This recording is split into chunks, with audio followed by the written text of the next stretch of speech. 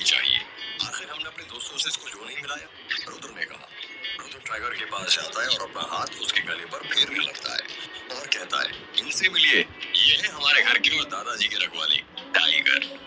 वाह यार, नाम तो एकदम शेरों वाला है। पीयूष ने कहा। ये है भी शेर, अच्छे अच्छों को डरा देता है। हाँ सही कहा, अभी अभी एक एग्जाम्पल देखा है हमने, अनन्या ने हंसते हुए कहा।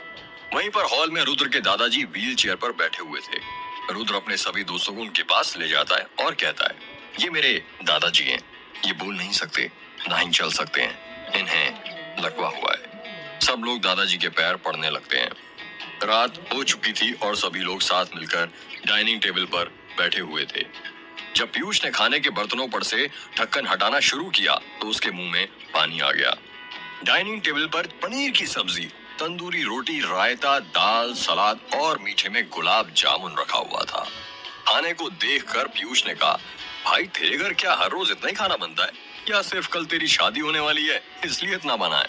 हाँ भाई, इतना तो रोज ही बनता है। वाह यार, फिर तो तेरे मजे ही मजे हैं। फिर भी कोई मतलब नहीं तेरा खाना खाने का। तू है तो दुबले और दुबला ही। यार ऐसा हमारे हार्मोन्स के कारण होता है। चाहे दुबला व्यक्ति कितना भी खा ले वो मोटा नहीं हो पाता, और मोटा कितना ही कम खाए पतला नहीं हो पाता। हमारी जिंदगी में एक बड़ी समस्या है, हर किसी को कुछ ना कुछ समस्या है। मोटे को पतला होना और पतले को मोटा होना है। समीर ने कहा। ये बात तो तुमने सही कही समीर, काले को गोरा होना है और गोरे को और गोरा, अनन्या ने कहा। रुद्र बहुत देर से देख रहा था कि अर्जुन कुछ चुपचाप बैठा हुआ था। अर्जुन को ऐसे चुपचाप बैठकर रुद्र ने उससे पूछा, लेखक साहब आप फिर कहाँ किस दुनिया में खो गए? कुछ नहीं रुद्र, मैं बस ये सोच रहा था कि कल तेरी शादी होने वाली है और तेरे घर में हमारे सिवा कोई और मेहमान क्यों नहीं दिख रहा? तो बात ये है कि मेरी शादी जल्दी जल्दी में हो रही है, इस वजह से हमने ज्यादा लोगों को नहीं बुलाया है। और हमारे जो रिश्तेदार है ना, वो यहीं पर बलमा टोला और दास गांव में रहते हैं। जब कल शाम को शादी होगी तो वो लोग आ जाएंगे। अच्छा, बढ़िया है, अर्जुन ने कहा। समीर ने रुद्र की हवेली को देखते हुए कहा, वैसे रुद्र तूने कभी बताया नहीं यार कि तेरी इतनी बड़ी हवेली है। यार कैसे बताता, कॉलेज में कभी मौका ही नहीं मिला।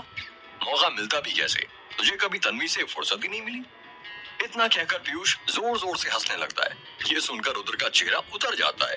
एक पीयूष को छोड़कर बाकी सब चुप थे।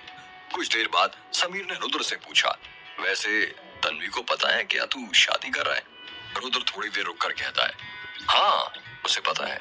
अनन्या पानी पी रही थी, जब उसने सुना कि रुद्र ने तन्वी को भी इनवाइट किया है तो वो चौंक जाती है और उसके मुंह के अंदर का सारा पानी बाहर गिर जाता है। क्या बात कर रहा है, तूने तन्वी को भी बुलाया? अनन्या ने चौंकते हुए कहा।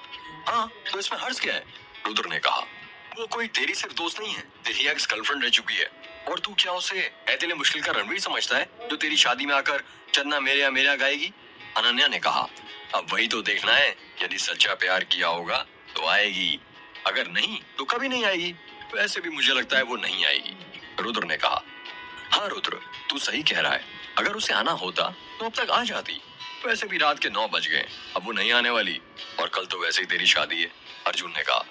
वैसे कुछ भी बोलो, लड़की अच्छी थी यार, समीर ने कहा। हाँ यार बहुत अच्छी थी, पता नहीं क्या जादू था उसमें। तुम्हें याद है पूरे कॉलेज के लड़के उसके पीछे पड़े थे, अनन्या ने कहा। हाँ सही कहा, और उनमें से एक मैं भी था। पर वो किसके पीछे थी इस बोंदू रुद्र के? पीयूष ने कहा। पीयूष की बातें सुनकर सब लोग हंसने लगते हैं। यार मेरी एक बात समझ में नहीं आई, कॉलेज में तो तुम्हारा सब कुछ ठीक ठाक चल रहा था, सब लोग तुम्हारी जोड़ी की मिसाल देते थे, फिर फाइनल ईयर में ऐसा क्या हुआ कि तुम दोनों अलग हो गए? और इतने की पूरे साल एक दूसरे से बात तक नहीं की, यहाँ तक कि एक दूसरे का चेहरा भी देखना पसंद नहीं करते थे। अचानक ऐसा क्या हो गया था? अनन्या ने पूछा। कुछ बातों को यदि राज ही रहने दो तो ठीक रहता है, वरना यदि वो राज खुल जाते हैं तो सबको तकलीफ देने लगते हैं। इसलिए भला इसी में कि उन बातों को राज ही रहने दो।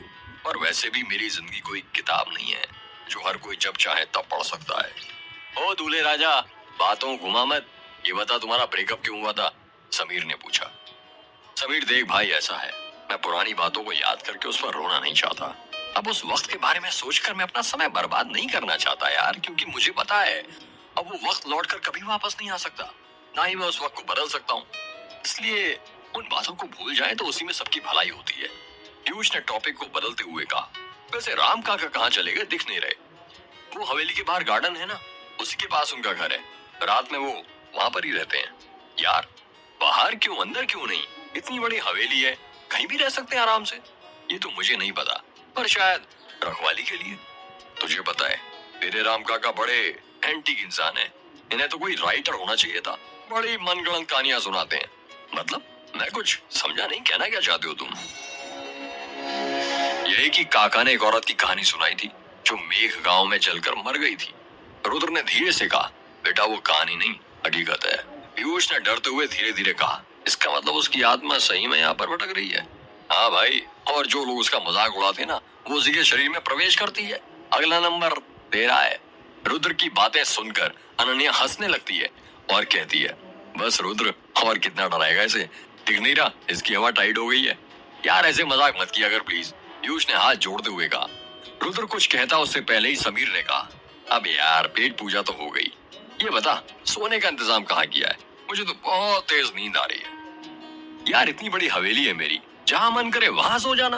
वैसे मैं सोच रहा था आज हम सब लोग एक साथ यही हॉल में सोते हैं। रुद्र ने कहा, हाँ अच्छा आइडिया है, कुछ और बात भी हो जाएगी, पूरे 4 साल बाद जो मिल रहे हैं। अर्जुन ने कहा, हाँ यार पता नहीं चल रहा 4 साल कैसे गुजर गए। कॉलेज के निकल जाने के बाद तो सभी अपनी अपनी दुनिया में खो गए थे, पर अच्छा हुआ रुद्र की शादी तय हो गई और हमें फिर से मिलने का मौका मिल गया। एक काम कर रुद्र, तू ना हर साल शादियां किया कर, ऐसे में हमें हर साल मिलने का मौका मिल जाया करेगा। अनन्या ने हंसते हुए कहा, पहले एक शादी तो हो जाए, आराम से बाकी इसके बाद कर लूंगा। रुद्र ने हंसते हुए कहा। रात हो चुकी थी और सभी लोग सो रहे थे। अनन्या सोफे पर सो रही थी और बाकी सब लोग लड़के नीचे सो रहे थे। तभी पीयूष की नींद खुलती है और वो हवेली में लगी पेंडुलम घड़ी की ओर देखता है। उसमें 12 बजने में 1 मिनट कम था। जैसे ही 12 बजते हैं, एक एक करके टन टन टन 12 घंटे बजने की आवाज सुनाई देने लगती है। थोड़ी ही देर बाद उसे पायल बजने की आवाज सुनाई देती है। पीयूष को लगता है कि उसका वहम है, पर फिर थोड़ी देर बाद उसे किसी की पायल बजने की आवाज सुनाई देती है। पायल की आवाज अब ऐसे आ रही थी जैसे कोई लड़की पायल पहनकर भाग रही हो। छन छन छन छन। पीयूष को डर लगने लगता है। उसके बगल में ही समीर सो रहा था। वो समीर को अपना हाथ मारकर उठाता है। समीर समीर उठ, समीर उठ। क्या हुआ मोटे? समीर ने नींद नहीं कहा। वो किसी लड़के की पायल बजने की आवाज आ रही है। पीयूष ने डरते हुए कहा, तो मैं क्या करूं? भाई तू उठकर जरा देख लेना, मुझे बहुत डर लग रहा है। यार तू भी ना बहुत डरता है। समीर उठ जाता है और पीयूष को अपनी बाहों में भरते हुए प्यार से कहता है, क्या हुआ मेरे बाबू को डर लग रहा है? इतना कहकर समीर जोर जोर से हंसने लगता है। तभी कोई जोर जोर से दरवाजा पीटने लग जाता है। खट खट खट खट खट। ये आवाज सुनकर समीर और पीयूष डर जाते हैं। वो दोनों डर डर कर बाकी सबको उठा लेते हैं। बस रुद्र अभी भी सो रहा था। हल्ले की आवाज सुनकर रुद्र सोते हुए कहता है, क्या हुआ यार, इतनी रात को क्यों हल्ला कर रहे हो? वो कोई दरवाजा खटखटा रहा है। पीयूष ने डरते हुए कहा। क्या? रुद्र ने चौंकते हुए अपनी आंखें खोली और अपनी जगह पर खड़ा हो गया। हल्ले की आवाज सुनकर रुद्र की माँ आयशा, संतोष और श्वेता नीचे आ जाते हैं। क्या हुआ रुद्र, ये हल्ला किस बात का हो रहा है? रुद्र की माँ ने कहा, वो माँ कोई दरवाजा खटखटा रहा है। क्या इतनी रात को? आयशा ने चौंक कर कहा। अनन्या कहती, यार आप सब लोग तो ऐसे डरो जैसे दरवाजे के पास कोई चुड़ैल खड़ी हो। रुको मैं देखती हूँ कौन है। तभी आयशा अनन्या की बात को बीच में ही काटते हुए कहती है, नहीं अनन्या चुप हो जाओ, गलती से भी उसे आवाज मत देना वरना अनर्थ हो जाएगा। क्या? अनन्या ने चौंकते हुए कहा। अनन्या, बुरी शक्तियों से कभी पूछना नहीं चाहिए कि कौन है, वरना वो घर के अंदर प्रवेश कर लेती है। अर्जुन ने कहा, ये कैसी बात कर रहे हो अर्जुन, तुमने किताबें नहीं पढ़ी हैं? क्या तंत्र शास्त्र किताब का ये पहला नियम है? अर्जुन ने कहा। तुम्हें नहीं पता अनन्या इस गांव के बारे में यहाँ क्या क्या होता है? आयशा ने कहा। देखिए मौसी जी, मुझे नहीं पता आपके गांव के बारे में, पर यदि आप लोग जल्दी दरवाजा नहीं खोले तो मैं खोल दूंगी। अनन्या ने गुस्से में बोला। ठीक है मैं खोलता हूँ, रुद्र ने कहा। नहीं बेटे तुम रहने दो, रुद्र की माँ ने कहा। हाँ रुद्र तू रहने दे, मैं देखता हूँ, रुद्र के चाचा संतोष ने कहा। नहीं चाचा मैं देखता हूँ ना, आप घबराइए मत, मैं हूं ना। कोई जोर जोर से दरवाजा खटखटाए जा रहा था और रुद्र धीरे धीरे दरवाजा खोलने के लिए आगे बढ़ने लगता है। सभी लोगों के चेहरे पर डर था सिवाय अनन्या के। स्वाति ने अपनी माँ आयशा का हाथ पकड़ लिया था और वो पसीने से पूरी भीग चुकी थी। पीयूष के होठ कपकपा रहे थे। समीर के भी समझ में नहीं आ रहा था कि रात के 12 बजे के बाद इतनी रात को कौन आ सकता है।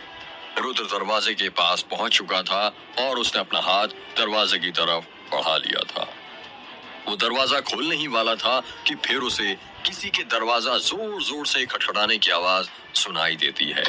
खट खट खट खट खट खट खट खट।